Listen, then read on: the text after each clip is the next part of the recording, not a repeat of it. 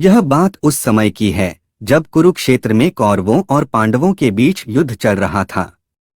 पितामह भीष्म कौरवों की ओर से युद्ध लड़ रहे थे, लेकिन कौरवों के सबसे बड़े भाई दुर्योधन को लगता था कि भीष्म पितामह पांडवों को नुकसान नहीं पहुंचाना चाहते हैं। दुर्योधन का मानना था कि पितामह भीष्म बहुत शक्तिशाली हैं और पांडवों को मारना उनके लिए बहुत आसान है। इसी सोच में डूबा दुर्योधन भीष्म पितामह के पास पहुंचा। दुर्योधन ने पितामह से कहा कि आप पांडवों को मारना नहीं चाहते, इसीलिए आप किसी शक्तिशाली हथियार का इस्तेमाल नहीं कर रहे हैं। दुर्योधन की बात सुनकर भीष्म बोले, अगर तुम्हें ऐसा लगता है तो मैं कल ही 5 पांडवों को मार गिराऊंगा। मेरे पास 5 चमत्कारी तीर हैं, जिनका उपयोग मैं कल युद्ध में करूंगा। भीष्म पितामह की बात सुनकर दुर्योधन बोला, मुझे आप पर भरोसा नहीं है, इसलिए आप ये 5 चमत्कारी तीर मुझे दे दीजिए।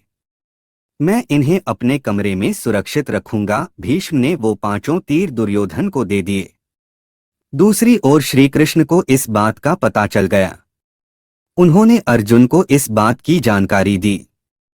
अर्जुन यह सुनकर घबरा गया और सोचने लगा कि इस मुसीबत से कैसे बचा जाए।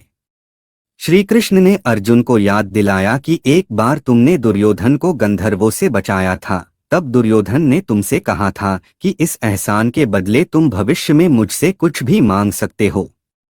यह सही समय है, तुम दुर्योधन से वो 5 चमत्कारिक तीर मांग लाओ। इसी तरह तुम्हारी और तुम्हारे भाइयों की जान बच सकती है। अर्जुन को श्री कृष्ण की सलाह बिल्कुल सही लगी। उसे दुर्योधन का दिया वचन याद आ गया। ऐसा कहा जाता है कि उस समय सब अपने दिए गए वचन जरूर निभाते थे। वचन तोड़ना नियम के खिलाफ माना जाता था। अर्जुन ने जब दुर्योधन को उसका दिया वचन याद दिलाया और 5 तीर मांगे, तो दुर्योधन मना नहीं कर सका। दुर्योधन ने अपना वचन निभाया और वो तीर अर्जुन को दे दिए। इस तरह श्री कृष्ण ने अपने भक्त पांडवों की रक्षा की।